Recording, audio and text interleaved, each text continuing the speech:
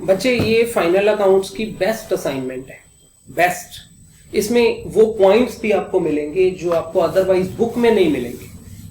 कुछ extra adjustments भी हैं जो एग्जाम में आ सकती हैं। मतलब आप सोचोगे सर बुक में नहीं है तो एग्जाम में कैसे आ सकती है? तो बुक कोई एग्जाम की बाउंड्री थोड़ी है। वैसे भी बुक में फाइनल अकाउंट को बाउंड किया ही नहीं जा सकता।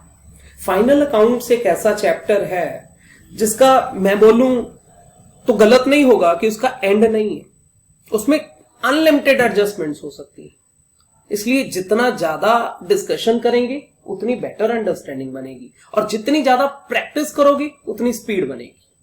Discussion means understanding and practice means speed. बस ये दोनों चीजें चाहिए। डिस्कशन मैं करने वाला हूं आपसे, प्रैक्टिस होमवर्क में करोगे आप। मतलब जितना आज हम डिस्कस करेंगे तो कोशिश होगी क्वेश्चन ज्यादा कवर करें, डिस्कशन ज्यादा एरिया में हो। प्रैक्टिस के लिए आपका होमवर्क रहेगा। मैं ये असाइनमेंट ही शेयर कर लेता हूं यहां सामने, यहां यही सेम असाइनमेंट, ठीक है।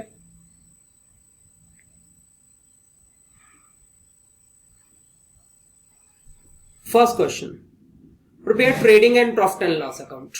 सबसे पहले ट्रायल बैलेंस की सारी आइटम्स को एक बार डिस्कस करें, क्योंकि ट्रायल की सारी आइटम्स एक ही जगह जानी होती हैं, या ट्रेडिंग अकाउंट में, या प्रॉफिट एंड लॉस में, या बैलेंस शीट में।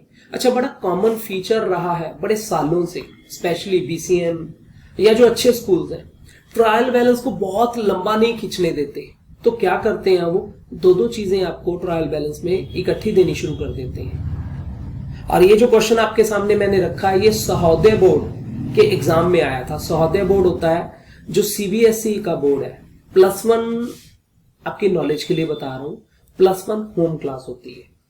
तो +1 में ऐसी कोई कंडीशन नहीं है किसी भी स्कूल के लिए कि वो बोर्ड का एग्जाम करवाएगी या अपना खुद का एग्जाम करवाएगी। ऑप्शन खुद स्कूल चूज करता है। जो अच्छे स्कूल है वो हमेशा सहोदय बोर्ड चूज करते हैं। डीएवी अपना डीएवी बोर्ड चूज करता है, बीसीएम सहोदय बोर्ड चूज करता है। तो सहोदय बोर्ड का एक स्टैंडर्डाइज पेपर आता है, फिर वो पेपर लिया जाता है। कुछ छोटे लेवल के जो स्कूल है ना, वो अपना खुद का स्कूल का बोर्ड चूज करके अपना ही पेपर सिलेक्ट करते हैं और अपना ही उसको वर्किंग या सारी वर्किंग होती है। तो ये सहोदय बोर्ड के कुछ क्वेश्चंस हैं जो आपके सामने मैंने रखे हैं। डेटर्स एंड क्रेडिटर्स दोनों फिगर्स गिवन है। तो जो डेबिट बैलेंस है वो डेटर है, जो क्रेडिट बैलेंस है वो क्रेडिटर है, और दोनों बैलेंस शीट में जाएंगे। बैलेंस शीट में कहां जाएंगे? Asset side. हाँ जी, बोलो विशेष। सर पहले एडजस्टमेंट्स नहीं करेंगे? विशेष तुमने क्या बोला? पहले एडजस्टमेंट्स नहीं करेंगे? हाँ, विशेष ने बहुत सही बोला। मैं थोड़ा गलत रूट से चल पड़ा था। एक्चुअली मैं तो सिर्फ डिस्कस करने वाला था, तो इसलिए मैंने कहा चलो पहले ट्रायल बता देता हूं फिर एडजस्टमेंट। लेकिन अगर आप एग्जाम में क्वेश्चन करें तो रूट ये होना चाहिए कि पहले आपको एडजस्टमेंट्स पढ़ लेनी चाहिए, क्योंकि आपके माइंड में रहेगा कि किस एडजस्टमेंट को हमने कहां डील करना है, ऐड या लेस करना है। चलिए विशेष बिल्कुल सही, तुम्हारी बात मान रहा हूं मैं। एडजस्टमेंट्स पहले पढ़ने लगा हूं मैं। क्लोजिंग स्टॉक गिवन है, दो जगह जाएगा। और कौन सी दो जगह जाएगा? बैलेंस शीट, ट्रेडिंग और बैलेंस। हाँ, trading account credit side. Depreciation furniture का है और सेल वैन का है, दो चीजों की डेप्रिसिएशन। एक तो ये एसेट में से माइनस कर देंगे, दूसरा P&L अकाउंट में टू डेप्रिसिएशन नोट कर लेंगे। आउटस्टैंडिंग रेंट है, तो रेंट ऊपर देखो ट्रायल बैलेंस में मुझे तो नजर आ रहा है, मैंने वहां डॉट लगा लिया। ये डॉट का मीनिंग है कि जब भी मैं रेंट लिखूंगा तो मैं ये आउटस्टैंडिंग रेंट 9000 तब ऐड कर लूंगा, और दूसरा आउटस्टैंडिंग रेंट में बैलेंस शीट लायबिलिटी साइड लिखूंगा। फर्दर बैड डेट्स मैंने डेटर्स के साथ ये लो एक डॉट लगा लिया। तो डेटर्स से 1,82,000, जब मैं बैलेंस शीट में 1,82,000 डेटर्स लिखूंगा, मैं 2000 के ये फर्दर बैड डेट माइनस कर दूंगा, तो डेटर बच जाएंगे 1,80,000। फिर 1,80,000 के ऊपर अगर प्रोविजन बोलेंगे, हाँ बोली हुई है। अच्छा, ये फेवरेट एडजस्टमेंट है। कोई एग्जाम ऐसा नहीं गया पिछले 10 साल से कि प्रोविजन फॉर बैड डेट वाला पॉइंट एग्जाम में ना आया। मतलब एग्जाम के लिए ये फेवरेट एडजस्टमेंट है हर टीचर की, तो इसके बिना तो क्वेश्चन बनता ही नहीं ना कभी। तो प्रोविजन हम बचे हुए डेटर पे करेंगे। जैसे 1,80,000 का जब मैं 5% करूंगा तो 9,000 यहां लेस हो जाएगा, P&L में टू प्रोविजन ऐड हो जाएगा। अब इस मोमेंट पे आके तो इतना भी बोलना सफिशिएंट है कि हाँ ये यहां जाएगा, ये यहां जाएगा, क्योंकि मुझे पता है कि आप लोग इतनी को प्रैक्टिस कर चुके हो कि आपके माइंड में वो घूम रहा होता है कि हाँ मैन ट्रेडिंग में या P&L में या बैलेंस शीट में कैसे इन चीजों को लिखना है। लास्ट एडजस्टमेंट है charge 1/4 of salary and wages in trading account. अब सैलरी एंड वेजेस एक इकट्ठा नाम है। देखो ऊपर ट्रायल बैलेंस में मुझे सैलरी एंड वेजेस नजर आया 2,05,000। क्वेश्चन में बोला गया कि इसका 1/4 ट्रेडिंग अकाउंट में लिख लो, मींस 51,250 रुपी, और बाकी का P&L अकाउंट में लिख लो। कोई बात नहीं, हम भी ब्रेकअप में लिखेंगे। सैलरी एंड वेजेस कुछ ट्रेडिंग अकाउंट में, कुछ P&L में, बस ब्रेकअप है। अदरवाइज इसकी कोई डबल इफेक्ट नहीं। तुम सैलरी एंड वेजेस भी वर्ड लिखो तो कोई गलत नहीं है, उन्होंने खुद जस्टिफाई किया हुआ है कि इतना वहां लिखो, इतना वहां लिखो, नाम चेंज करना जरूरी नहीं है। एडजस्टमेंट सारी हो गई। एक बार ट्रायल बैलेंस की आइटम्स को मैं पढ़ दूं। हाँ जी विशेष बोलो, सुन रहा हूं सर। ट्रेडिंग में जब सैलरीज एंड वेजेस लिखेंगे, वेजेस एंड सैलरीज नहीं लिखेंगे वहां पे? वो बच्चे कोई फर्क नहीं पड़ता। जब क्वेश्चन ने ही ये क्लियर कर दिया है, अच्छा आपको मन करता है वेजेस एंड सैलरी लिखना, लिख लो, चलो मैं एग्री करता हूं, लेकिन वर्ड सैलरी एंड वेजेस लिखो या वेजेस एंड सैलरी लिखो, अब फर्क नहीं पड़ता, क्योंकि क्वेश्चन में इस चीज को जस्टिफाई कर दिया गया है कि इतना वहां लिखना है, उतना वहां लिखना है। अब नाम से कोई फर्क नहीं पड़ता, क्योंकि आप लोगों को हमेशा से ये याद करवा दिया जाता है कि भाई कैरियर्स जो है वो ट्रेडिंग अकाउंट में जाना है। लेकिन अगर एडजस्टमेंट में ही लिख दिया जाए कि कैरियर्स P&L का पार्ट है, सेल से रिलेटेड है, फिर वर्ड तो कैरियर्स ही रहेगा, लेकिन लिखा जाएगा P&L में। वर्ड थोड़ी अपने आप चेंज कर दोगे आप थोड़ी ऐसा करोगे कि कैरियर्स का नाम बदल के कैरियर्स आउटवर्ड ही लिख दोगे। अब जो नाम है वो रहने दो, उससे कोई फर्क नहीं पड़ता। जब P&L में लिख रहे हो तो उसको एडजस्टमेंट जस्टिफाई कर रही है। विशेष क्लियर है सर? अगर एडजस्टमेंट ना दी हुए और सैलरी, अगर एडजस्टमेंट ना दी होती तो मैंने सैलरी एंड वेजेस को P&L में लिखना था, ट्रेडिंग में बिल्कुल नहीं लिखना था, और वेजेस एंड सैलरी को मैंने ट्रेडिंग में लिखना था। वेजेस वर्ड पहले है तो ट्रेडिंग अकाउंट में लिखना है, सैलरी वर्ड पहले है तो P&L में लिखना है। और सर इसका 1/4 जो होगा वो किधर लिखेंगे? एक तो ट्रेडिंग में लिखेंगे, ट्रेडिंग अकाउंट में 1/4 वाली अमाउंट आएगी 51,250 रुपी। P&L अकाउंट में बाकी आएगा 1,53,750 रुपी। मतलब इसी 2,05,000 की ब्रेकअप हुई है ना, बस सिंगल सिंगल जगह जाएगा, ये दो जगह नहीं जाएगा। ये ट्रायल बैलेंस के अंदर से कोई चीज ब्रेकअप हो जाए तो ब्रेकअप होने के बाद जाना तो एक पोजीशन पे ही है, दो पोजीशन पे तो नहीं जाएगा ना वो। Yes sir. अच्छा एक बार जल्दी से देखें, ट्रायल बैलेंस में कोई ऐसी नई चीज हो जिसको आप ना पहचानते हो, जो एडजस्टमेंट हो गई। Trial balance, debtor, creditor, balance sheet, return. अच्छा ये अकेला वर्ड रिटर्न लिखा है, तो कनन तुम बताना ये जो 13,000 है ये कौन सी रिटर्न है? कनन सुना नहीं हमने? 13,000 सेल्स रिटर्न है, क्योंकि सेल्स रिटर्न का डेबिट बैलेंस होता है, और 27,000 परचेज रिटर्न है। डेबिट बैलेंस या क्रेडिट बैलेंस के अकॉर्डिंगली रिकॉग्निशन होगी कि ये डेबिट है या सेल रिटर्न है या परचेज रिटर्न है। ड्रॉइंग एंड कैपिटल, अच्छा इकट्ठा वर्ड लिखा है परचेज एंड सेल, तो ये 721 परचेज है या सेल है? परचेज, क्योंकि परचेज का डेबिट बैलेंस होता है। अच्छा ड्रॉइंग एंड कैपिटल इकट्ठा लिखा है तो 75,000 ड्रॉइंग है या कैपिटल है? क्योंकि ड्रॉइंग का डेबिट बैलेंस होता है। ओपनिंग स्टॉक ट्रेडिंग अकाउंट में जाएगा, बैड डेट्स सीधा P&L में, इसी बैड डेट में फर्दर बैड डेट ऐड करेंगे, न्यू प्रोविजन ऐड करेंगे, और ओल्ड प्रोविजन अगर है तो माइनस करेंगे। जो चीज ना हो ना लिखो, कोई फर्क नहीं है, जरूरी नहीं है कि हर आइटम हर क्वेश्चन में होगी। BR और BP दोनों इकट्ठे लिखे हैं, तो ये 120 BR है या BP है? BR है, क्योंकि डेबिट बैलेंस केवल है तो BR है।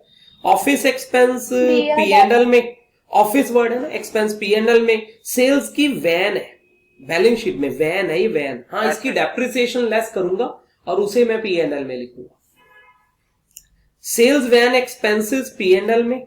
डिस्काउंट अकेला वर्ड लिख के डिस्काउंट लिखा है, मैं कहां लिखूं? P&L। यहां से पता चल रहा है क्रेडिट बैलेंस है, तो इसलिए P&L में बाय डिस्काउंट आएगा। यही डेबिट होता तो टू डिस्काउंट आना था। कई चीजें ऐसी हैं, जैसे वर्ड अकेला रेंट लिखा हो लेकिन लिखा क्रेडिट साइड हो तो रेंट रिसीव्ड है, वो P&L में बाय वाली साइड आ जाएगा। तो टेलीफोन चार्जेस P&L में, रेंट P&L में, रेंट में आउटस्टैंडिंग ऐड कर देना।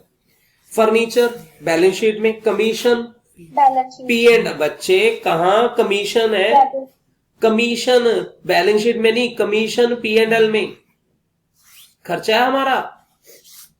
यस सर, मैंने फर्नीचर को ऐसे बोला था। अच्छा, कैरेज इनवर्ड बोला है तो ट्रेडिंग काउंट में सैलरी वेजेस ब्रेकअप हो चुकी है cash in hand balance sheet से। तो ये क्वेश्चन अभी हम रिटर्न नहीं करेंगे, आपका मन होगा तो आप घर से जरूर करोगे। हाँ जी बोलो।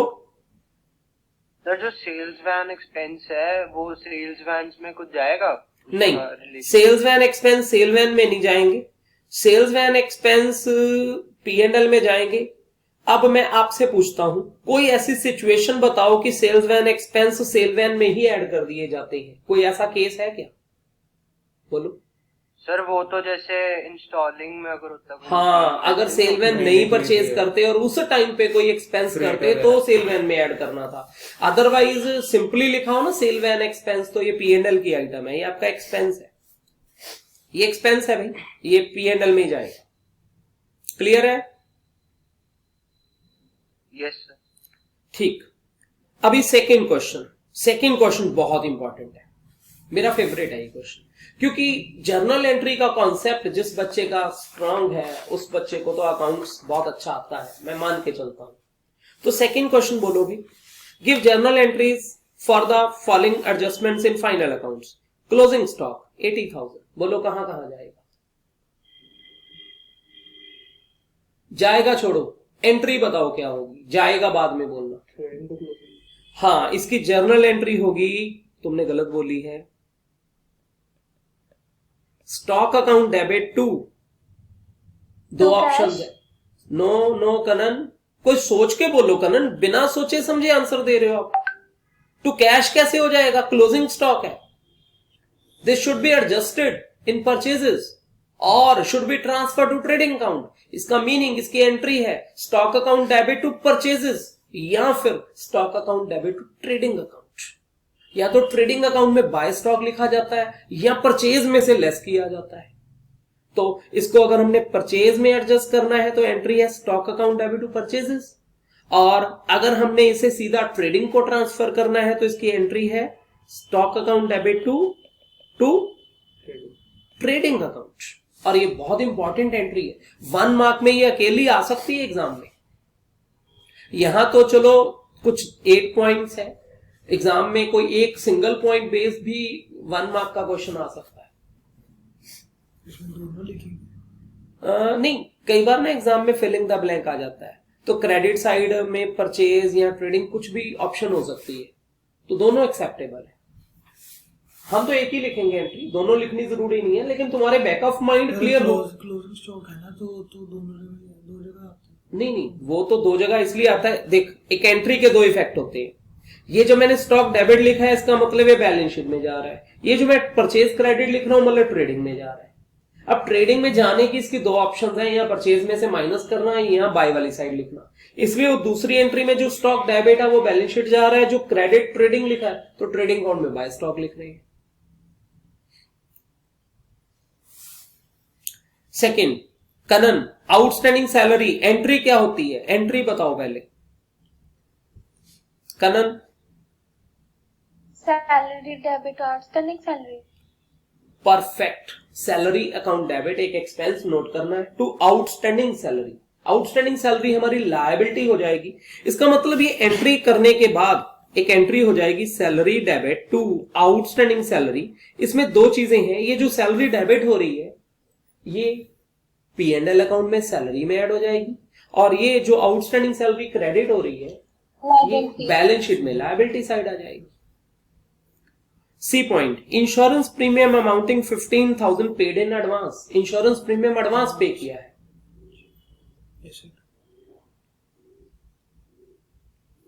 इंश्योरेंस प्रीमियम एडवांस पे किया है, तो entry prepaid insurance account debit to insurance premium. Good Kanan, very good. Prepaid insurance debit to insurance. थोड़ा सोचो, क्रिश सोच नहीं पा रहा, इसके फेस से पता चल रहा है कि मुझे कुछ नहीं समझ लगा भाई, क्या हुआ क्या नहीं हुआ। तो मैं थोड़ा एक्सप्लेन कर दूं।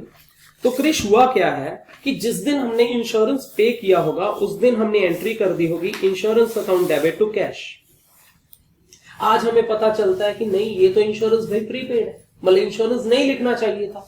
तो जो इंश्योरेंस पहले लिखा था उसे अब हम क्रेडिट करेंगे और प्रीपेड इंश्योरेंस डेबिट करेंगे। इसका मतलब आज जब पता चला कि हमारी इंश्योरेंस प्रीपेड है, देखो पास्ट में हम एंट्री कर चुके थे insurance account debit to cash, ये पास्ट है जिसकी बात मैं यहां नहीं कर रहा। आज जब मुझे पता चला कि यार इंश्योरेंस तो प्रीपेड है, तो मैं आज एंट्री करूंगा प्रीपेड इंश्योरेंस डेबिट जो कि एसेट है टू इंश्योरेंस। टू इंश्योरेंस का मतलब कि जो पुराने टाइम पे मैंने मिस्टेक की थी, मैं उस मिस्टेक को अब रेक्टिफाई कर रहा हूं, ठीक कर रहा हूं।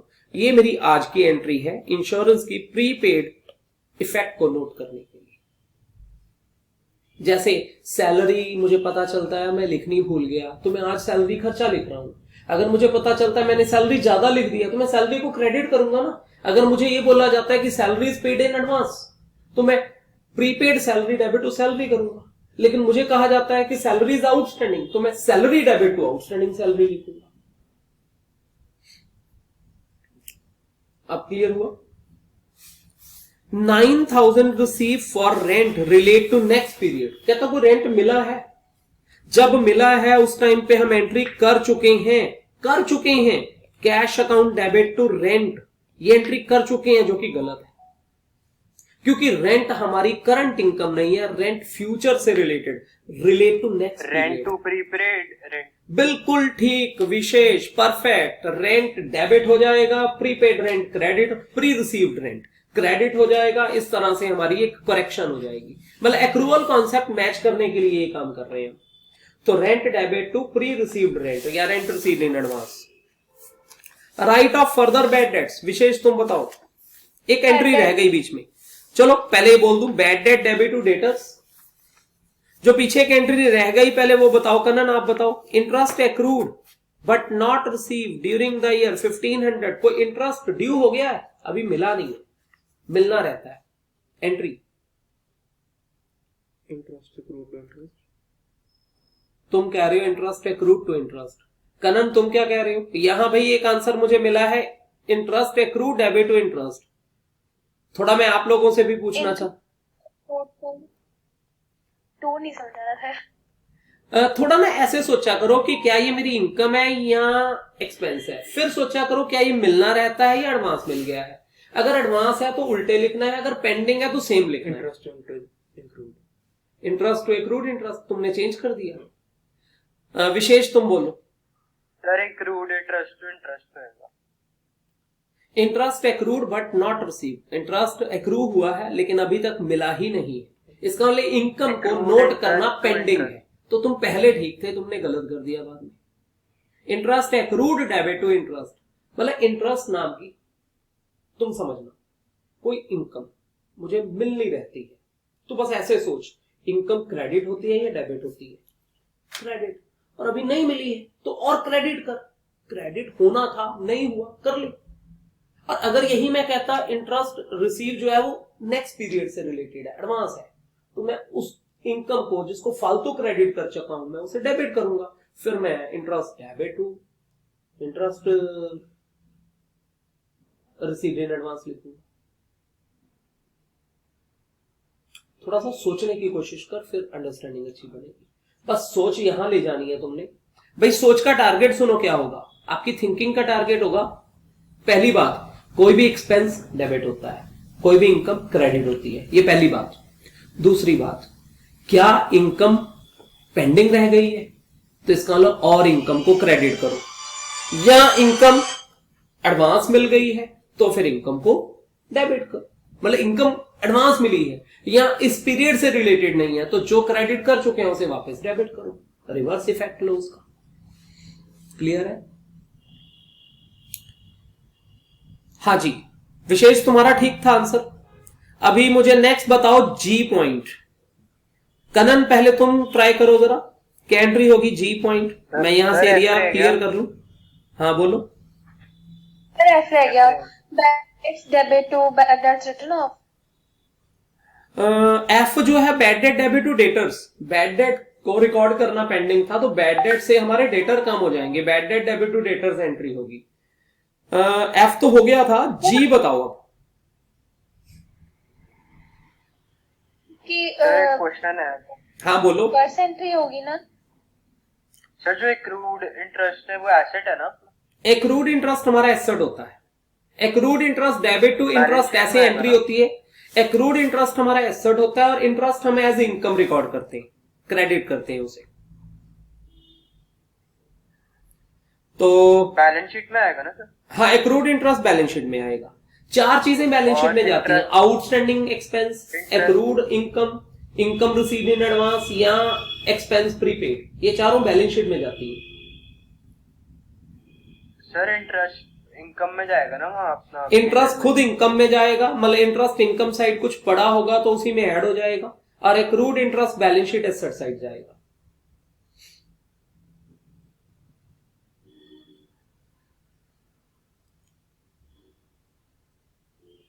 सर जी में रिवर्स एंट्री होगी ना डिस्ट्रॉयड बाय फायर की। गुड्स डिस्ट्रॉय बाय फायर नहीं, एंट्री बोलो मुझे क्या होगी, फिर हम करेंगे डिस्कस। तुम एंट्री बताओ क्या होगी। 8000 की गुड्स डिस्ट्रॉय हुई है, 5000 रुपए का क्लेम एडमिट हुआ है। एडमिट हुआ है, मिला नहीं अभी, एडमिट हुआ है। मैंने उठाया। हाँ कनन, एंट्री बोलो। नहीं सर। ट्राई तो करो। विशेष तुम सोचो। सर एक मिनट, मैंने क्वेश्चन नहीं पढ़ा। जी पॉइंट।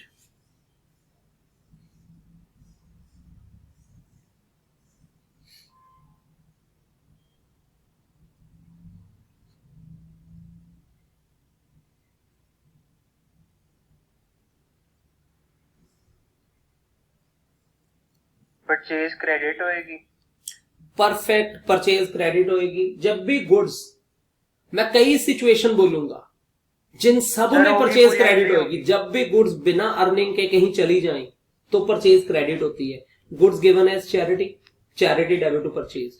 गुड्स गिवन, एक मिनट विशेष, मैं कुछ केसेस बोल दूं फिर मैं तुम्हारे पॉइंट पे आता हूं। कई ऐसे केसेस हैं जहां परचेज क्रेडिट होती है। गुड्स घर ले जाएं, ड्राइंग हो जाए, drawing debit to purchases. Goods charity में दे दें, charity debit to purchases. Goods चोरी हो जाए, loss by theft debit to purchases. Goods accident में डैमेज हो जाए, loss by accident debit to purchases. तो परचेज कुछ ऐसी सिचुएशन है जब खुद क्रेडिट होती है। क्लियर है? हाँ विशेष, अब तुम बोलो क्या पूछ रहे थे। सर 3000 P&L में जाएगा, डेबिट P&L डेबिट होएगा 3000, बाकी 5000 insurance claim debit to purchase 8000। देखो विशेष ने जो एंट्री बोली है मैं यहां लिख देता हूं।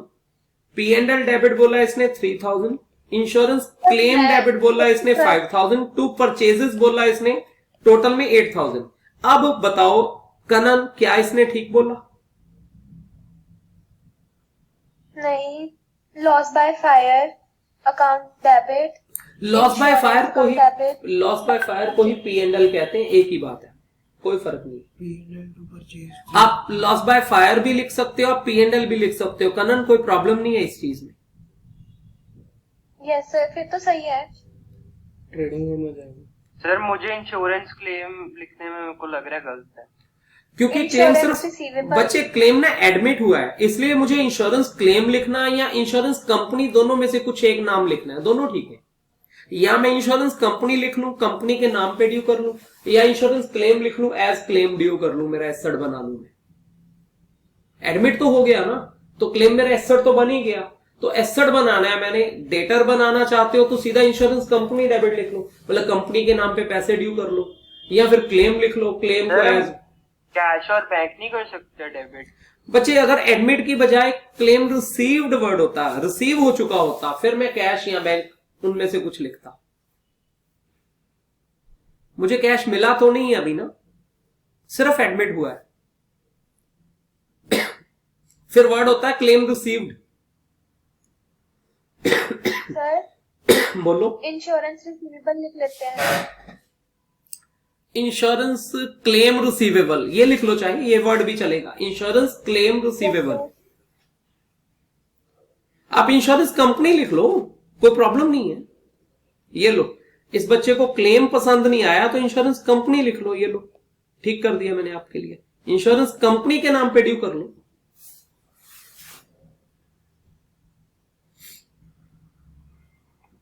सर ठीक है एंट्री।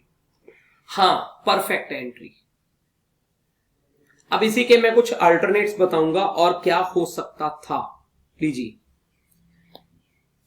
जब भी कभी हमारी गुड्स डैमेज होती हैं, जैसे इस क्वेश्चन में हमारी गुड्स डैमेज हुई थी 8000 की, तो जिस दिन डैमेज होती हैं हम लिख लेते हैं loss by fire debit to purchases, कि मेरी गुड्स गई और लॉस बाय फायर के नाम से मैंने एक लॉस लिख लिया। फिर कमिंग टाइम में जब इंश्योरेंस कंपनी कोई क्लेम एडमिट करती है तो एंट्री हो जाती है इंश्योरेंस कंपनी डेबिट, कंपनी लिखो या क्लेम लिखो, टू लॉस बाय फायर, जितने का वो क्लेम एडमिट करते हैं 5000। फिर जिस दिन क्लेम रिसीव होता है या फिर कैश या बैंक, मतलब कैश मिला या चेक मिला, टू इंश्योरेंस कंपनी, फिर वो इंश्योरेंस कंपनी के नाम पे हम क्लेम रिसीव इफेक्ट डाल देते हैं 5000। अब मैं करता हूं कंबाइन। मान लो आपको आज लॉस हुआ और आज ही इंश्योरेंस क्लेम एडमिट हुआ, तो आपको दो एंट्री करने की बजाय इन दो को एक साथ इकट्ठा कर देना है। क्लेम सिर्फ एडमिट हुआ, रिसीव नहीं हुआ, इसलिए तीसरी एंट्री को मर्ज नहीं किया मैंने। तो इन दो का कंबाइंड इफेक्ट क्या आएगा? Loss by fire debit, loss by fire. Loss by fire को कई बच्चे पी एंड एल लिख देते हैं, तो गलत नहीं, क्योंकि बाद में पी एंड एल डेबिट तो लॉस बाय फायर होना होता है, मतलब अगले इफेक्ट में, तो वो अगला इफेक्ट साथ ले लेते हैं। तो मेरा लॉस बाय फायर आ जाएगा 3000 रुपए, इंश्योरेंस कंपनी आ जाएगा कितना? 5000 रुपए जितना क्लेम एडमिट हुआ, टू परचेज, मेरी गुड्स गई है 8000। तो ये नेट एंट्री भी की जा सकती है। और अगर इन तीनों का एक सिंगल इफेक्ट देखना चाहता हूं, तीनों का सिंगल इफेक्ट, मतलब अगर क्लेम मिल भी चुका है और सबको एक ही साथ लिखना चाहते हो, तो यहां इंश्योरेंस कंपनी लिखा उसकी बजाय सीधा बैंक लिख लोगे, loss by fire debit, bank debit to purchase, या फिर आप चाहे अलग अलग एंट्रीज करो, कोई प्रॉब्लम नहीं है। कनन, कोई कंफ्यूजन है तो बोलो। No sir. क्लियर है सबको? वापस yes sir. H point, H point Vishesh बताओ। गुड्स कोई 10,000 की थी, मार्केट वैल्यू 11,000 थी, प्रोप्राइटर घर ले गया, पर्सनल यूज में घर ले गया। Drawing to purchase 10,000। Drawing to purchase 10,000 या 11,000? 10,000। गुड। कभी भी ड्राइंग नोट होती है या गुड्स परचेज खुद क्रेडिट हो रही है तो उसे कॉस्ट पे रिकॉर्ड करते हैं, मार्केट वैल्यू पे नहीं। ये कोई बेच थोड़ी रहे हैं सामान, वही चीज घर जा रही है। क्लियर है? सर अगर मार्केट वैल्यू 9,000 होती यस सर। तो भी कॉस्ट पे रिकॉर्ड करते, तो भी कॉस्ट पे रिकॉर्ड करते, क्योंकि अपने कॉस्ट इफेक्ट को कैंसिल करते हैं।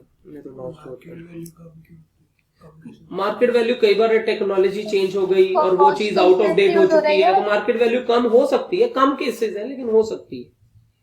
आपने क्या कहा कनन?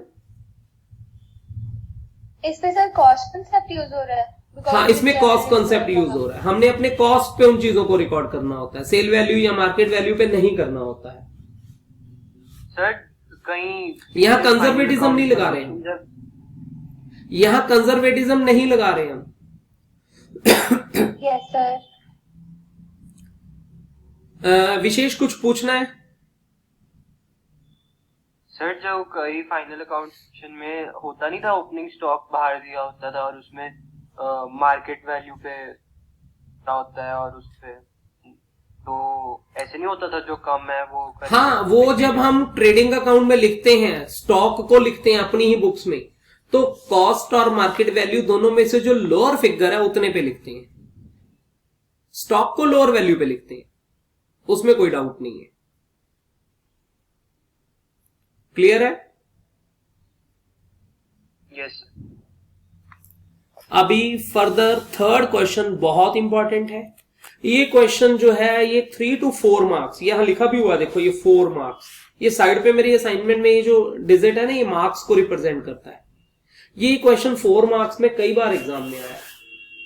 यही फिर मैं लास्ट क्वेश्चन में भी बोल रहा था ना, टीचर्स का फेवरेट है bad date, provision for bad date. तो एग्जाम में ना कई बार इसके अकाउंट पूछ लेते हैं, जो कि हमने 1-2 दिन पहले भी किए थे, याद है ना आपको? बुक का 8th 9th question, 10th question आपकी बुक का पढ़ता हूं आपके लिए। From the following information draw provision for bad debt account for the year 2010। Debtors जो है वो मार्च 10 में 50,000 है। प्रोविजन फॉर बैड डेट का पुराना बैलेंस 1500 चला आ रहा है, ट्रायल बैलेंस में पड़ा है, और फर्दर बैड डेट्स जो है वो 800 है।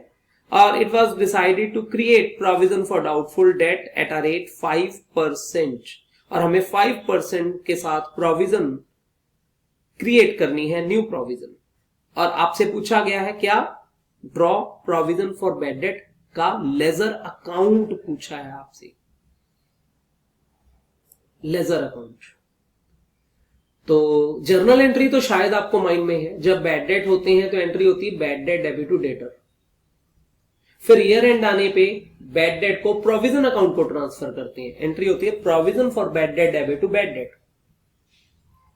और प्रोविजन अकाउंट में पीछे से बैलेंस चला आ रहा होता है, उसे लिखते हैं बाय बैलेंस बीडी, ट्रायल के अंदर ही पड़ा होता है। फिर टू बैड डेट आ जाता है, फिर टू बैलेंस सीडी में आता है जो न्यू प्रोविजन मेंटेन करनी है, बैलेंसिंग फिगर आ जाता है टू या बाय P&L। शो कर रहा हूं, लो भाई हमारे इस साल फर्दर बैड डेट्स हुए 800, जिसकी एंट्री हो जाएगी bad debt debit to debtor, and afterwards P&L debit to afterwards provision, ये साइड में एरो करके लिखा है, provision for bad debt debit to bad debt. दोबारा सुनो, ये एंट्री नंबर 1 है, ये एंट्री नंबर 2 है। बैड डेट हुए तो एंट्री हुई bad debt debit to debtor, फिर बैड डेट को प्रोविजन अकाउंट को ट्रांसफर किया तो provision debit to bad debt. फिर जो न्यू प्रोविजन मेंटेन करनी है, ये 3, ये सबसे इंपॉर्टेंट पॉइंट है। ये 284 की अमाउंट कैसे आएगी बच्चे? ये अमाउंट लेजर बनाने के बाद पता चलती है, पहले नहीं पता चलती। ये जो 284 है, this is not new balance, new provision, this is balancing figure of account. सुनो कैसे। बैड डेट का अगर मैं लेजर बनाता तो बैड डेट में पहले 2 डेटर आता, जो बैड डेट हुए, फिर बाय प्रोविजन को ट्रांसफर होता, फिर प्रोविजन अकाउंट में पहले से ही बाय बैलेंस बीडी पड़ा होता 1500, और 2 बैड डेट आ जाते 800। अब मेन पॉइंट है, ये जो 2 बैलेंस कैरेट डाउन है, ये रेड ब्लू पेन से मैं मार्क कर रहा हूं, ये जो 2 बैलेंस कैरेट डाउन है 984, ये कैसे आएगा, जिसको न्यू प्रोविजन कहते हैं।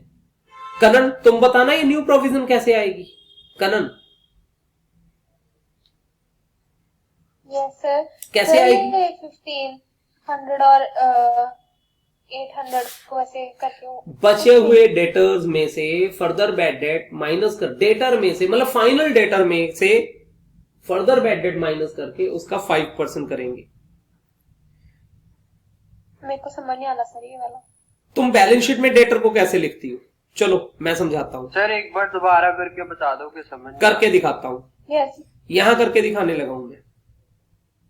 तो मुझे बस ये बताओ बैलेंस शीट में डेटर्स कैसे आते हैं?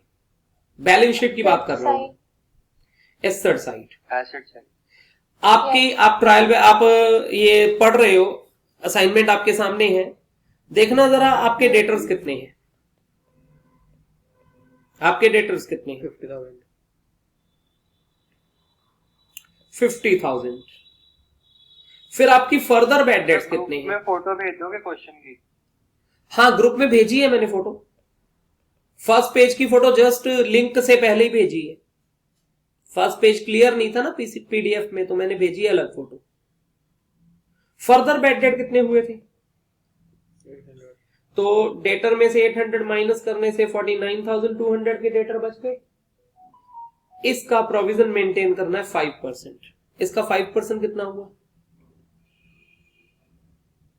49,200 का 5% बताना कितना होता है? एनीवन? 5% ही था ना प्रोविजन? हाँ 5% ही था। 600।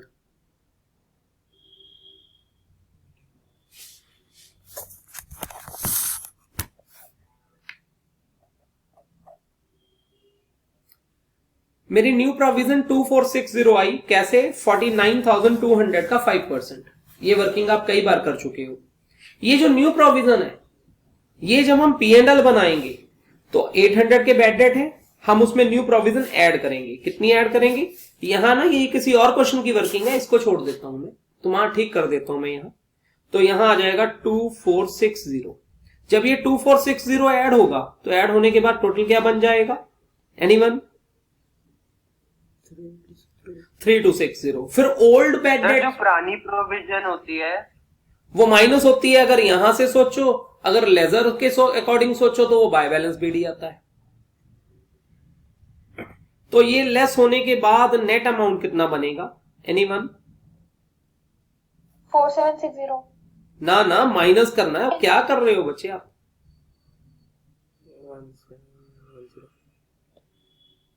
1760। तो यहां आंसर में टाइपिंग एरर है, 1760 आना है।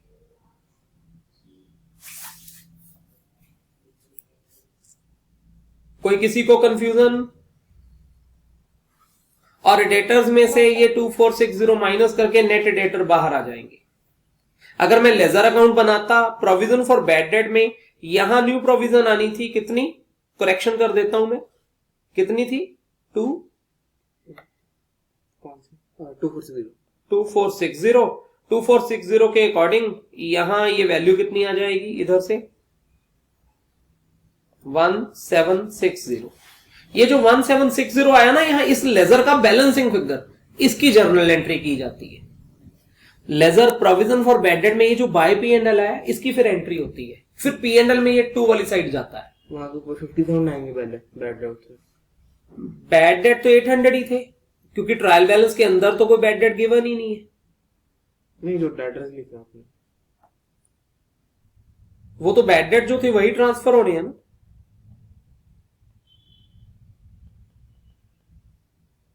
ये entry P&L debit to provision for bad debt 1760 के साथ आ जाएगी। मेन पॉइंट था, आप लोगों को हैबिट नहीं है लेजर अकाउंट बनाने की, तो ये लेजर मैंने दिखाया कि बैड डेट अकाउंट और प्रोविजन फॉर बैड डेट बनाना कैसे है। यूज टू नहीं हो ना आप लोग, इसलिए एकदम से आपके माइंड में नहीं आएगा कि ये लेजर में कैसे दिखाऊं मैं। अदरवाइज P&L में तो ये चीज आपको दिखानी आती हुई है। P&L में तो आप कई बार कर चुके हो। ये देखना जरा P&L की प्रेजेंटेशन, बैलेंस शीट की प्रेजेंटेशन, ये तो आपकी पुरानी जानी पहचानी है शायद, कि P&L में to provision for bad debt लिखते हैं। पहले बैड डेट जो ट्रायल के अंदर गिवन है वो लिख लो, ऐड फर्दर बैड डेट लिख लो, add new provision less old provision, net figure बाहर। बैलेंस शीट में पहले फर्दर बैड डेट माइनस करो, फर्दर का मतलब ये एंट्री पेंडिंग है, और फिर प्रोविजन माइनस कर दो। विशेष तुम बोलो। Yes sir. कोई डाउट तो नहीं? सब मेरे को ना समझ ही नहीं आ रहा, पता नहीं क्या है ये। कोई बात नहीं, ये लेजर नॉर्मल से अलग है। इसको एक बार और सुनोगे समझ आ जाएगा। मैं समझाता मैं हूं। ऑफलाइन में पढ़ूंगा आपसे, ऐसे समझ नहीं आ रहा बिल्कुल भी। टेंशन ना ले, ऑफलाइन में भी समझ आएगा, अब भी समझ आएगा। मुझे एक बार ट्राई करने दे, ठीक है? उसके बाद नहीं तो मैं ऑफलाइन तो कराऊंगा ही, उसकी टेंशन ना ले। चल एक बार मुझे दोबारा सुन। हम सारा साल जो भी एक्सपेंस पे करते हैं, जैसे सैलरी पे करते हैं, तो हम एंट्री करते रहते हैं सैलरी डेबिट टू कैश, और फिर हम सैलरी का एक लेजर अकाउंट बनाते हैं और उसमें हम लिख देते हैं टू कैश, जो भी अमाउंट है। जब ईयर एंड आता है तो आप एक एंट्री कर देते हो P&L डेबिट टू सैलरी, और सैलरी में बाय P&L आ जाता है, P&L को ट्रांसफर हो जाता है। विशेष इससे एग्री करते हो क्या? Yes sir. ऐसे ही अब सेकंड पॉइंट, जब बैड डेट होते हैं ना हमारे बिजनेस में, हम एंट्री करते हैं bad debt debit to debtor, फिर बैड डेट का एक अकाउंट बनता है जिसमें टू डेटर आ जाता है। But unlike other nominal accounts, bad debts को P&L में ट्रांसफर नहीं किया जाता, बैड डेट्स को प्रोविजन अकाउंट में ट्रांसफर किया जाता है, क्योंकि बैड डेट के अगेंस्ट प्रोविजन भी बनाई गई थी। विशेष मेरी बात समझ रही हो? Yes sir. इसका मीनिंग ये हुआ कि ईयर एंड आने पे हम एक एंट्री करते हैं provision for bad debt debit to bad debt, और बैड डेट अकाउंट में by provision for bad debt आ जाता है फॉर बैड डेट, जो भी अमाउंट है। जैसे 800 बैड डेट है तो 800 यहां आ जाता है। ऐसा इसलिए किया जाता है क्योंकि ये जो आज 800 के बैड डेट हुए हैं, इसी के अगेंस्ट आपने लास्ट ईयर में प्रोविजन भी तो बनाई थी जिसका बैलेंस चला आ रहा है 1500। इसका मतलब कि अब आप एक प्रोविजन का अकाउंट भी बनाते हैं, provision for bad debt account, जो कि पीछे से ही चला आ रहा है, जिसका बाय बैलेंस पीडी पहले से पड़ा है। कितना? 1500 मेरे क्वेश्चन के अकॉर्डिंग। और ये 800 के बैड डेट यहां ट्रांसफर हो जाएंगे टू बैड डेट 800। अब इस प्रोविजन की एक और थियोरी है कि इसका कुछ बैलेंस हमें और मेंटेन भी करना होता है, तो हम टू बैलेंस कैरेट डाउन लिखते हैं, जितना मेंटेन करना है। ये जो बैलेंस मेंटेन करना होता है ये डेटर्स पे डिपेंड करता है, बचे हुए डेटर का 5%। तो बचे हुए डेटर का 5% आप लोगों ने शायद बोला था 2460। वो ठीक बोला है, अगर आपने ठीक बोला था ना 2460। Yes, sir. और फिर बैलेंसिंग फिगर जो आती है उसे लिखते हैं बाय P&L। बैलेंसिंग फिगर जो भी आती है और जिसकी जर्नल एंट्री होती है। विशेष नो प्रॉब्लम, मैं तुम्हें क्लास में, लाइव क्लास में दोबारा भी करवाऊंगा, लेकिन थोड़ी सी एक मैंने अटेम्प्ट किया है कि तुम्हें वर्किंग पता चले कि फ्लो क्या है इसका। क्लियर है सर? थोड़ा सा हो गया क्लियर। थोड़ा हो गया, थोड़ा और क्लियर हो जाएगा जब एक दो बार और डिस्कशन होगी हमारी इसी टॉपिक पे। अच्छा, अब सुनो जरा, जैसे ये तुम्हें 5th क्वेश्चन यहां देखो, सॉल्यूशन पूरा पूरा नजर आ रहा है ना, पूरा सॉल्व किया हुआ है मैंने क्वेश्चन की, पूरा trading account P&L balance sheet बनाई हुई है मैंने। 5th क्वेश्चन, तो ये रहा 5th क्वेश्चन। ये 5th क्वेश्चन आप लोग ट्राई करना, और इसकी वीडियो रिकॉर्डिंग मैं ऐप में अपलोड कर दूंगा, जिसमें 5th क्वेश्चन का आपको पूरा सॉल्यूशन मिलेगा। आप लोग खुद अपने लेवल पे ट्राई करना, प्रॉब्लम जहां भी आएगी वीडियो देख लेना। सर इम्पोर्ट ड्यूटी क्या है? इंपोर्ट ड्यूटी बच्चे, जब हम बाहर किसी फॉरेन कंट्री से गुड्स बाय करते हैं तो उसको बाय करके लेके आने का जो खर्चा होता है, जो टैक्सेस पड़ते हैं, उसे इंपोर्ट ड्यूटी कहते हैं। तो ट्रेडिंग अकाउंट में आएगा, तो फिर ट्रेडिंग अकाउंट में आएगा। एक ये क्वेश्चन बहुत इंपॉर्टेंट है, 4th क्वेश्चन। 3rd तो कंटिन्यूटी में किया, 4th कॉन्टिजेंट लायबिलिटीज क्या होती है, बहुत इंपॉर्टेंट क्वेश्चन है। Contingent liabilities are those liabilities which may और may not arise, it depends on some future event. पता नहीं आने वाले टाइम में पता चलेगा कि ये पैसे हमें देने पड़ेंगे या नहीं देने पड़ेंगे। तो ये थ्योरी में भी बहुत इंपॉर्टेंट है, ये प्रैक्टिकल्स में भी, यहाँ फाइनल अकाउंट्स में आएगा। आपकी बुक के क्वेश्चंस में उतना नहीं दिया हुआ, लेकिन एग्जाम में आने के पूरे चांस है इसके। और इंटेंजिबल एसेट्स होते हैं जिनको आप टच नहीं कर सकते, like goodwill, patents, copyrights, trademarks. Kanan and Vishesh बच्चे, 5th क्वेश्चन का पूरा सॉल्यूशन और उसके आगे वाले क्वेश्चन 1, 2, 3 और इसका पूरी डिटेल्ड डिस्कशन फिर से विशेष तुम्हारी प्रैक्टिस के लिए, फिर से ये bad debts and provision for bad debt और उसकी एंट्रीज अगले क्वेश्चन में फिर आ गई। देखो, ये मैं एक वीडियो अपलोड कर रहा हूं, उस वीडियो को जरूर देखना, वो आपके इस टॉपिक को कवर करेगी। अगले कुछ 4-5 क्वेश्चंस, ये 4th question, 5th question, 6th question homework में करना, ये 4th, 5th, 6th। और सर आपको मतलब मैं व्हाट्सएप पे भेज दूंगी फोटोज। हाँ ठीक है, तो मैं इस चैप्टर की असाइनमेंट्स की 2 वीडियोस अपलोड करूंगा। आप लोगों की ड्यूटी है आज वो 2 वीडियोस देखनी है। किसी को कोई कंफ्यूजन तो नहीं होमवर्क से रिलेटेड? No sir.